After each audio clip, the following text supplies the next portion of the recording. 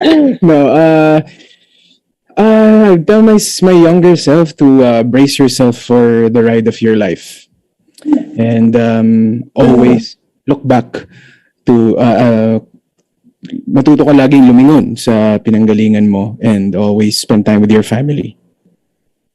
All right. Thank you so much to our 8 artists. And of course, we have to ask Mr. M as well. Mr. M, maybe a message naman, just to mix it up a little bit, a message for the people who want to sparkle. What is that message, Mr. M? Sorry. If you have a message for people who want to sparkle, like these 8 artists, what is your message for them? Get a nice light and put lots of sparkling things on your. If you want sparkle, you have to up your game. Okay, that means that you have to do more work, and you have to hone. You have to sharpen. You have to burnish your craft so that it sparkles. Amazing answer. Thank you so much, Mr. M. And I'm sure that a lot of people, the bloggers that we have with us this evening, have a lot of questions. So I'm now opening the floor to our friends from the press. I was able to ask my questions to them. And now it's your turn. If you have any questions for our artist present and Mr. M, I think we can start with Miss Jonelle Estiliore from Cinema Bravo. Hi. Spotlight. There. Oh, Mr. Jonelle, I'm so sorry. Thank you so much for joining us. Happy New Year, everyone. My first question is for Mr. M. Mr. M, congratulations for this. What were your initial thoughts on the renaming and how hands-on were you on the overall execution? Actually, we wanted to rebrand or rename, not really rename, rebrand the Artist Center and give it a facelift, so to speak. All right, facelift. Give it new vigor, make it younger, and better. All right. It was already good, but we want to make it better, and we expect more from the artists, such as these. And hopefully, with the name change and with the rebranding, will come greater quality of work and more fun. Okay, I suggested the rebranding, and Lawrence Tan came up with the name Sparkle. That was a brilliant suggestion. So we embraced it right away. Sparkle. Thank you so much for that answer, Mr. M. And for the artists, kina Miguel, Ysabel, Gabbi, Khalil, Bianca, Derrick, Sanya, and Ruru, how do you think will this change impact your career from here on? Start tayo kay Miguel. Okay, being part of this movement, it entails a big responsibility. And that alone, feeling ko mas makapag-push sa amin to do better. And andyan sila, Mr. M, Miss Mariol, lahat ng part ng Sparkle para pilitin kami, hindi naman pilitin, joke na, para i-guide kami to do more workshops and yun, constantly pushing us kasi hindi naman sila nawawala sa tabi namin eh. Yung mga pinapakita namin in front of the camera, ang daming taong nasa likod nun. So, proper guidance and tiwala and drive siguro sa sarili sa work. Yeah. Thank you, Miguel. Kay Ysabel naman. Well, we're seeing GMA Artist Center leveling up to Sparkle. So I think also it's for us to level up as well. And to, since Sparkle has set a standard, we have to meet that standard. So siguro po yun, it's really to just work hard and to really stay inspired and motivated. Thank you, Ysabel. Ikaw naman, Gabbi. Yeah, I'm really excited to grow with Sparkle, with GMA Artist Center. I'm excited to work hand in hand. I'm excited to collaborate with them, and I am grateful that they have open minds. Also, it's not one sided. They also listen to their artists, which I really appreciate. And I am also grateful that we're given a direction, the right path and the right direction, and we are guided by Mr. M and Miss Mariol. And I'm just so blessed to be part of this group. Thank you, Gabby. Ikaw Thank naman, you. Khalil. Hello, good evening. For me, I think, in this ever evolving and changing industry, it's very important to have a team that can represent you and help you and guide you in all your career decisions. And I see that in Sparkle. They really believe in what I can do in and the skills that I possess. And in terms of changes, I think more ano lang talaga.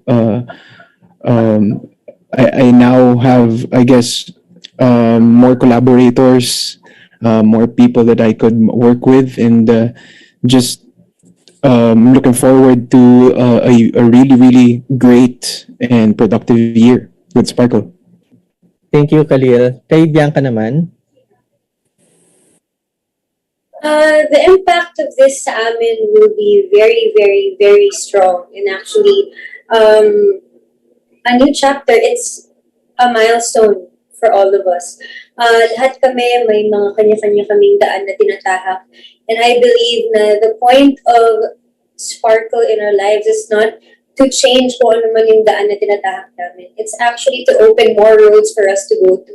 And I'm excited kasi ang dami-daming bagong discoveries na alam namin na hindi namin kaya ma-discover ng kami lang. So, we are all very thankful sa tulong at sa pagmamahal ng Sparkle sa atin. Thanks, Bianca. How about you, Derrick? Honestly, I don't know what to expect when it comes to my career.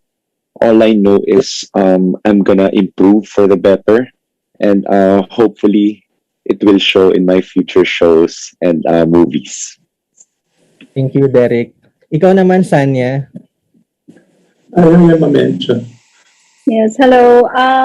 Sa akin naman, alam mo, nag-change ang pangalan ng GMA Artist Center, pero yung pagmamahal at pag-aalaga nila sa amin nandun pa rin. So, yung mga ginagawa namin na ginagalingan naman namin sa lahat ng ginagawa namin, pagpatuloy lang namin yun at patuloy kaming makinig din sa kanila. For sure naman, hindi nila kami pababayaan. At nandyan sila para sa amin. Kung meron man kami pagkukulang, alam namin gagabayan nila kami. So, thankful talaga kami sa Sparkle. Salamat, Sanya. And of Thank you. course, si Ruru. Hi, sir.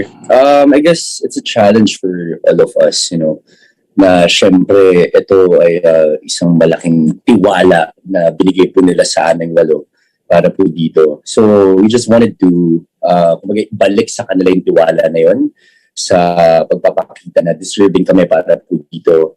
Sa bawat ginagawa namin, kailangan ibigay po namin 100% namin, to inspire people. Kasi, our goal as an entertainer or as an actor is to entertain people, makapagbigay ng kasiyahan kanila every time nanonood sila ng TV or ng pelikula. So, I guess yun yung magiging challenge lang for all of us. But ayun yung tipong challenge na gusto namin. Yung gusto namin na challenge. Thank you, Ruru. We're looking Thank forward you. to seeing more of you in the future. Thank you so much. Thank you so much, Mr. Janelle. And now heading over to our next question from Mr. Alan Sancon from Stars Photog. Hello, good afternoon, everyone. Congratulations, Sparkle, GMA Artist Center. Hi, Mr. M, congratulations. Yung question ko to all the artists, tanong ko lang kung ano yung pakiramdam ninyo being selected as part of Sparkle's Next Brightest Star.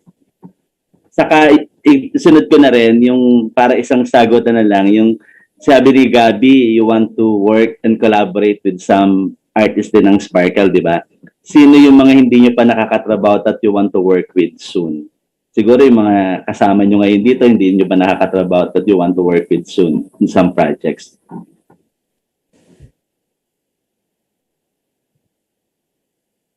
I'm gonna start. Since akin yung last na ano. Okay, what it feels to be part of Sparkle, I've been saying it all day and I'm really grateful, really grateful for this opportunity. And I'm grateful for my team, for our team. They've been very supportive. They've been very trusting as well. And for us to earn their trust is a big deal for us. And I'm really looking forward to all the projects I'm gonna work on. And when it comes to collaborating, honestly, actually, ang mga hindi ko pa nakaka-work dito, like, I've worked with everybody in All Out Sundays, and some brands. But like in a show or a teleserye, I've never worked with Miguel. I haven't worked with Bianca and with Ysabel. Yes, I've worked with the rest na. So I'm looking forward to work with them. And hindi ko pala kayo nakakatrabaho. Ang tagal na nating magkakasama. So soon, really soon, I'm looking forward. And I'm also si Ray, hindi ko pa nakakatrabaho yung host natin. So I'm really looking forward to learn from all of you and to be with you on the set. Okay, Sanya, how about you? Yes po. Ako masaya ako na naging part po ako dito sa Sparkle at talaga namang nakakakaba siya talaga dahil halos lahat since kaming 8 ang nandito, kaming 8 ang susundan pa ng mga iba. So nakakakaba na kailangan mong galingan lagi, kailangan mo ibigay yung best mo para sa kanila at yung tiwala hindi talaga masira. And pagdating naman sa mga nakatrabaho ka lang po dito ay si Gabbi at si Ruru. Sa pagkakalam ko, lahat po all out Sundays din. So, I'm looking forward na makatrabaho sila. Nalimutan mo ako, grabe. Ayun, of course, Walden. sorry na si Derrick. Love you. Derrick, yes. Love you. Yun. Pero, lahat kami excited na makatrabaho sila sa teleserye din. Yun. At makita kung, lahat sila makita yung galing din nila doon. Of course, si Rain ang isa sa tinitingnan ko kasi more on hosting yung nakikita ko sa kanya. And Miguel and Ysabel. How about Bianca? Hi, Bianca. Yes, being part of Sparkle, I have nothing else but just a grateful heart. And sobrang blessed and lucky to have been given this position and opportunity sa Sparkle. Sa mga hindi ko pa nakatrabaho, actually sobrang dami ko pa pong hindi nakakatrabaho. And hindi na ako lalayo. Dito rin sa mga kasama ko sa aming 8, marami pa rin ako hindi nakakatrabaho. Ang nakakatrabaho pa lang dito are Miguel and Derrick. The rest, hindi ko pa nakakatrabaho. So, looking forward to wonderful projects in the future. How about Ysabel? Yes, of course, super thankful to be part of Sparkle. Of course, I know that it's a big opportunity to really step out of my comfort zone. And isa din dun is, of course, to work with other talented actors dito sa Sparkle. And same, actually. Si Miguel pala nakakatrabaho ko sa lahat dito sa 8. So, I'm looking forward to working with everyone and yun po, really just growing and learning more from the people that I will be working with. Yan, yung nakalimutan ni Sanya, si Derrick. Yes, sobrang masaya ako na part. Okay lang. Sobrang masaya ako na part ako ng Sparkle kasi ito yung mga taong mahal ko eh. Mahal ko itong mga taong to na nakatrabaho ko na most of them. And most of them I have a personal relationship with. And I consider them really as friends. And siguro hindi ko na lang naka-work dito si Khalil and Ysabel. And hopefully guys, magka-work tayong lahat sa isang show. Mr. M. So yun, sana lahat tayo nasa isang show. That'll be fun and that'll be big. Yun. How about you, Miguel? Halos lahat nakatrabaho ko na rin. Pero interested ako makatrabaho si Khalil kasi kung mag-uusap kami off-cam, siguro hindi man kunyari series pero plano ko rin kasing gumawa ng film. So siguro in that aspect, parang gusto kong makatrabaho siya. Gusto kong matuto from him dahil meron siyang sariling film house. And yun. So Sparkle, always grateful. Kayo pa sinasabi mga ilang beses ko nasabi ngayong araw pero hindi ako magsasawang sabihin yun. Grateful and excited. Game ako dyan, bro. Khalil naman, how about the Khalil?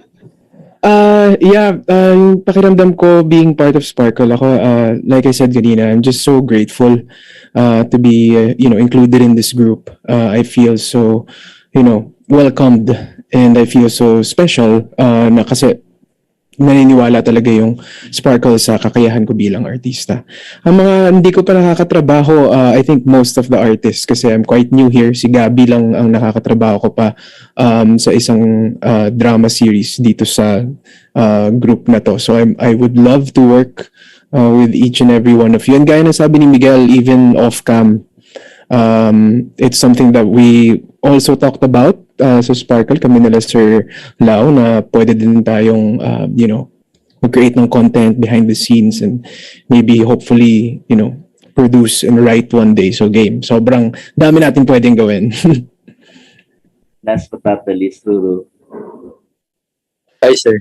Of course, syempre, sobrang thankful na naging parte po nitong grupo po na ito. Alam naman po natin lahat na mga nandito po, they're very talented. They love their craft so much. Sa bawat ginagawa nila, binubuhos nila lagi yung best nila. So, sobrang malaking bagay po ito para po sa akin. And like what I said earlier, it's a challenge din for me na syempre patunayan yung sarili ko. Not for everyone, but for myself. Na kasi right now, nandun na ako sa stage na I wanted to explore more. Like sa mga projects na tinatanggap ko, gusto ko na-challenge talaga ako. So, I guess with the help of Sparkle team, mangyayari po yan. And what's the next question po again? Kasi sorry, nag-cut yung line ko kanina. Yung hindi mo pa nakaka-work dito sa grupo na to. Hindi ko pa nakaka-work. I think hindi ko pa nakaka-work. Parang halos lahat naka-work ko na hindi ko lang nakaka-work dito is si Bianca. Hindi ko pa, parang nakatrabaho ko na siya pero matagal na. Si Khalil and si Ysabel, hindi ko pa nakaka-work. But first, sobrang nakaka-excite isipin na kumbaga magkakaroon kami ng collab, kaming 8. Magkaroon kami ng isang project, kahit na sitcom na parang Friends, ang saya siguro nun, diba? So, yung mga tipong ganun, yung pampalight lang at mas makita yung closeness naming lahat. Congratulations to everyone. For sure, maraming plano si Mr. M sa inyo para lalo kayo mag-sparkle sa brightest star. Congratulations sa inyo at congratulations. Thank you po. Thank you so much po. And we have a couple more questions. So, sige, inom-inom lang kayo dyan. We have, the next questions are coming from Kate Adahar, Miss Kate Adahar from Random Republica. Hi, good evening. Thank you, Rain. My first question is for Mr. M. Good evening, sir. You've been known as the star maker for years. Can you describe what kind of sparkle you see in a showbiz aspirant for you to gauge if that person has the makings of a star? And curious lang din po, sino sa mga GMA artists yung nag-create na ng impression sa inyo before joining GMA din? I don't know, when I look at somebody, if there's something special with that somebody, you can call it a spark, you see the sparkle. You see the spark in her. You see the it. You see the garbo in her, or him. That's the special, the special thing that you can't describe it. You just feel it. So, yun ang unang na feel ko. And then, of course, after a while, you get to know their work, their passion for their work, their commitment, their discipline. People like these 8. And I think most of the 8. Yun ang mga nakilala ko kahit nung pa. Alright, well, besides the GMA artists like si Dingdong Dantes and Alden Richard, they're the ones that have they're the ones that have sparkle. Kahit hindi sila member ng sparkle. Thank you, sir. Thank you. And for my second question for Bianca and Ruru, aside from Lolong for Ruru and Mano po to for Bianca, ano yung mga aabangan sa inyo now that you're part of the Sparkle 8? And also, is there a chance for you two to work together? Bianca? Yes, aside from Mano po, for myself this year, I also have the series that I did with HBO, Half World Season 3. It will be premiering this year, finally, after how many years of preparing for it. And malapit na po siya matapos, very soon on HBO. And I will also be doing another soap by the end of the year for GMA Television also. And I just launched my YouTube channel pala. Ngayon ko lang naalala. And it's a new journey for me. So, another thing that I am excited about is to reintroduce myself to everyone, how I am off cam. About myself working with Ruru, why not? I am very open with working with anyone. Hindi naman po ako talaga namimili. And I believe doon na gusto ko rin naman makatrabaho si Ruru. Nawala. Thank you, Parang, Bianca. parang napilitan eh. Well, aside from Lolong, syempre, actually, kasi grabe rin yung preparation ko for that project. Kumbaga, hindi lang naman pagka nasa taping, kumbaga, dun talaga ako nakafocus right now. But I just launched my YouTube channel din last year. So, it's been parang 2 months na rin. Tapos ngayon, mag-launch ako ng new series sa YouTube ko. It's called What Are You Made Of? So basically, yung ginagawa namin doon is nag-guest ako ng iba kong co-actors or maybe successful businessman or sa kung ano man bagay na naging successful siya, na dumaan sa struggles, na dumaan sa hirap, na kahit na ano pang pagsubok yung pinagdaanan niya, hindi siya nag-give up, kaya siya naging successful. So, ang goal namin doon is to, inspire people. And, of course, yung isang katanungan na makatrabaho si Miss Bianca Umali, isang malaking karangalan po yun. Alam naman po nating lahat na sobrang galing na artista na Bianca. I mean, she's very talented. Grabe yung pagmamahal niya sa craft niya. She's very professional. So, yun yung mga tipong tao na talagang matututo ka pagka nakatrabaho mo. So, yeah, hopefully, someday. Thank you and congratulations, everyone. Thank you, ma'am. Thanks, Rain. Thank you so much, Miss Kate. And now, moving on, we have Miss MJ De Leon from Glitz. Or Mr. MJ De Leon. Really sorry. Ayan, Mr. MJ. Pasok. Ay, wait lang. Ayan na. Naka-unmute po ba? Medyo wala lang pong audio.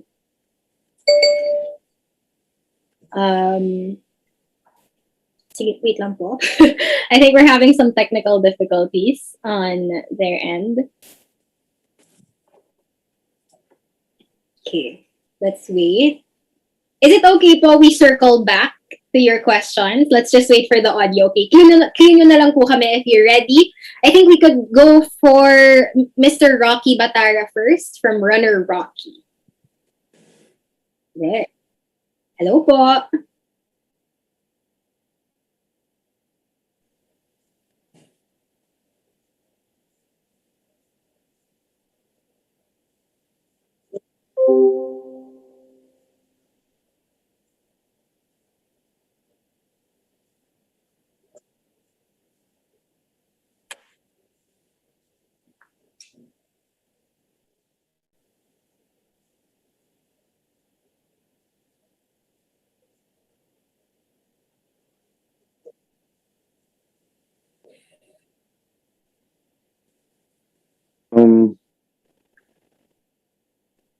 Para sa akin? Sorry? Para hindi po. Okay, okay. Okay, okay. Hey, Rocky, how are you? Well, it's a challenge for all of us. Kami mga artista, yung makapag-iwan ng kinang sa bawat manonood. You know, kasi syempre alam naman nating lahat na dito po sa industriya ng show business, mabilis papasok, mabilis din mawawala. Pero it's just that kung meron kang maitatatak sa bawat manonood. So I guess for me, ako kasi hindi ako competitive na tao. Hindi ako competitive sa mga katrabaho ko or sa kung sino man. Mas competitive ako sa sarili ko. So that para every single day, may bago akong napapakita. Every single day, nag-i-improve ako, nagiging better ako. And for me, syempre yun naman talaga yung magiging sandata natin sa lahat ng laban. I mean, ako bilang aktor, ayoko rin mag-stop matuto. So, alam mo yun, hindi ako nasa-stuck sa kung anong meron lang ako. Gusto ko lagi ako may napapakitang bago. And I guess, yun din yung makakapagbigay inspiration, hindi lamang po para dun sa mga taong manonood, kundi para na rin po sa mga bagong artista na magiging parte rin po ng Sparkle.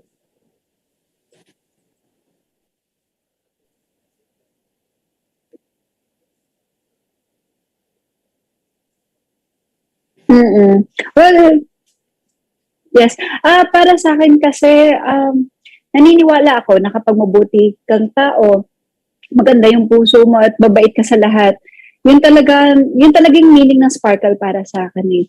Kung bakit sila na-inspire sa'yo dahil mabait ka, bukod sa magaling ka, dapat yung attitude rin talaga at pagiging humble din talaga. Dapat alam mo kung paano kontrolin, alam mong ingatan din yung mararamdaman ng ibang tao. So, yun, hindi talaga magaling lang. Hindi ka mag-sparkle dahil magaling ka lang. Sparkle ka dahil mabuti yung puso mo. Yun po. Thank you po.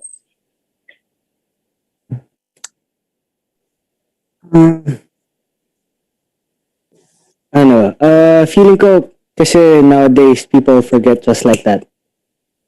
Kasi ang dami nating available information sa lahat kan tumingin, sa internet, ang dami, parang sobrang bilis ng pag-ikot ng mundo natin ngayon. But if you do it wholeheartedly, yun siguro yung tatatak sa kanila. Kung totoo ka sa intentions mo, ginawa mo yung action na yun ng buo yung kalooban mo and alam mo sa sarili mo yung intention mo, yun yung magta-translate sa kanila, yun yung ma-receive nila. So, yun. Whatever you do it wholeheartedly.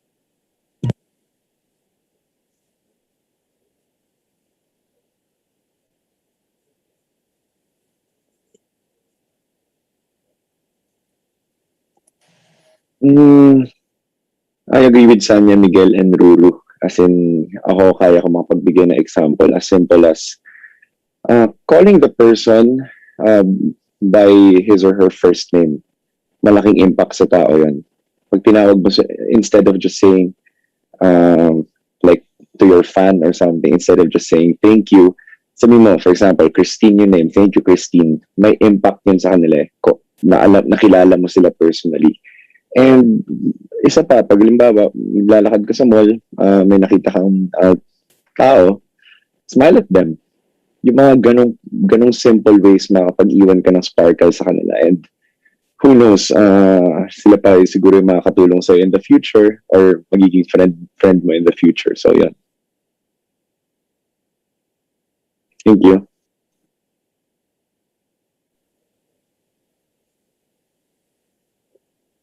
Hello.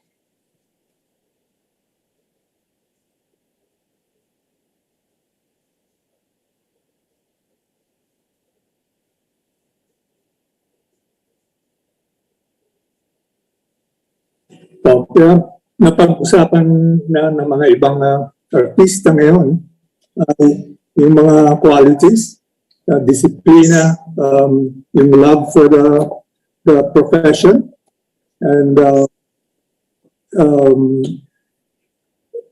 I think that I also said, aside from that, kailangan meron ng something sa kanila, yung spark ko. You could call it a spark. Something in them that forces them to do that. forces them to be to love their profession. And as I said, these young ladies and these young men, meron sila nun. And when we came in to GMA, we wanted to revitalize the Artist Center and rebranded. And part of the rebranding, we wanted to choose a name that would embody that thing. So we chose the name Sparkle because it provided us with a lot of opportunities to use that word. You know, sparkle. How do you sparkle? I want to sparkle.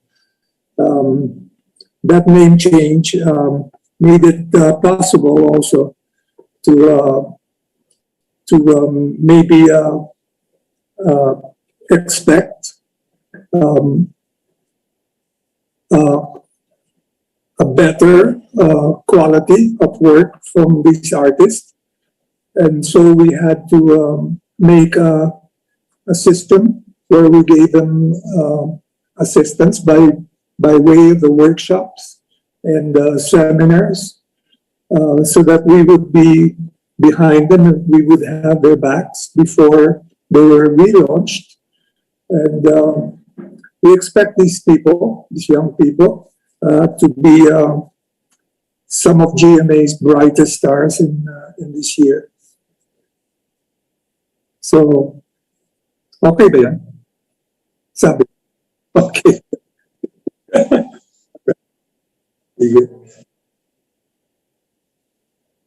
Thank you. Thank you very much, Sir Rocky. And now I think we can circle back to Mr. MJ De Leon from Glitz. Hello, can you hear me now? Is this fine? Ayun, because everyone is looking extra sparkly kasi tonight, kaya nagkaka-tech difficulties. But I will ask first. I will divide my question because it's so long. So I will ask Sanya and Gabbi first, the girls first. So, you know, in your projects that you've done with GMA so far, pili lang ng isa, where do you think you sparkled the most? Ang hirap. Pero first Yaya sa akin. Though malaking po ang Encantadia, pero first Yaya rin po talaga. Kasi wala, yun yung na-feel ko kasi solo lang ako doon eh. Doon kasi sa Encantadia namin ni Gabbi, 4 kami. So feeling ko mas nag-sparkle ako doon sa first Yaya. Yun po. Ayun. And then Gabbi? Hi, MJ. For me, Encantadia pa rin ako up to now because I was super young back then. I was the youngest of us 4. So I was really naive that time. And I honestly, everything was so new to me na parang akong nalagay sa isang posisyon na I'm not comfortable in. So I can say na I got through it and I was able to sparkle on my own after that. Ayun, looking forward to more sparkly projects for you girls. The next part of the question is maybe for the boys, for Derrick and for Ruru. Derrick, good morning. Question. Good morning. Alam ko kung nasan ka eh. So good morning, 6 a.m. Yeah. Tama ba? Yeah, 6 a.m. But, yeah, so yung question ko is like, nung first nyong narinig, yung, you know, the transition to the rebranding na magkakaroon ng Sparkle, ano yung first thoughts na pumasok sa inyo? Yung first talagang naisip nyo? Thank you, glitz.ph, for that question. Yung pinakaunang pumasok sa isip ko talaga is, yung pinakaunang kong ginawa. Yung nga, sabi ko kanina, I was driving when I found out about that I'm part of Sparkle, and I thank the Lord talaga. I offered a little prayer. Tapos sinabi ko na parang thank you Lord for giving me this opportunity, and please give me the strength to be able to do this para ma-prove ko sa mga bosses, sa mga co-actors ko that I am worthy to be here. And yun, I'm just really, really thankful na part ako nito, and sana lahat kami mag-flourish in our own ways. Ayun. Thanks, Derrick. Si Ruru naman. Thank you. Hi, MJ. Kamusta? Ano ba? Siyempre, sobrang nagulat. Siyempre, una sa lahat, nung sinabi yung about sa Sparkle, alam naman natin lahat na si Mr. M and Miss Mariol ang isa sa mga instruments for this project. So, sobrang nakakataba ng puso na mapabilang dito sa grupo po na ito. Kaya, I mean, for me, I just wanted to like ibalik sa kanila yung tiwala na binigay nila sa amin. You know, to work harder sa bawat ginagawa namin. Talagang dapat i-boost namin lahat. Kasi ang daming artista na magagaling din. Ang daming artista na mas pogi at mas maganda. Pero still, kami yung napili dito. So, we're just very thankful, and kumbaga hindi namin hahayaan na mabaliwala yung tiwala na binigay sa amin. Ayun. Congratulations. Congratulations, guys. Thank you. Congratulations also to Khalil, Miguel, Bianca, and Ysabel. Exciting times, actually, to be honest. But my next question, or my last question, is for Mr. M. Sir, good evening. Evening. Question lang, sir. In the age of, social media, kasi may isang layer pa ata ngayon when it comes to popularity. So in the age of social media, how do you think the formula for creating a star changed? How did it change? Yes, sir. I don't think it changed. I think that the process of finding a star, the formula, as you said, parehas yata yun, even in the age of social media. We still don't know now whether it's better for the system or worse, social media, because of course it has given us more opportunity to enhance the progress of the artist, but also from the little I know about social media, there are some bad things also about social media. I think everybody knows some of those bad things. So I think the system still is the same. You try to look for the people who have that spark of genius, God-given genius, and then what God doesn't put into them right away, that's what we try and work with them to complete that thing that God put in them. Heavy ba explanation ko? Shadowing heavy ba? Okay lang, sir. Okay lang. Yeah. Okay. Parehas lang eh. Kung minsan nakakatulong yung social media. Kung minsan naman, visit talaga yung social media. So, ayun. Agree. Yes, agree, sir. Thank you for that answer. Again, congratulations, everybody. And thank you, Rain. You're most welcome. Thank you so much, Sir MJ. And now, heading over to our last set of questions, we have Mr. Naz Tabares from Pelikula Mania. So, good evening. For my one question lang for Khalil and Ysabel. What keeps you motivated? Or sino yung sparkle nyo para to keep going as an artist? Kay Khalil muna. What keeps me motivated, I think, is what I would refer to as really my one true purpose here in this world is storytelling. So it's what gets me going every day. Of course, aside from the people that motivate me, syempre my family, si Gabbi, my managers, my supporters. One big motivator for me is my urge and my drive to tell stories in different mediums.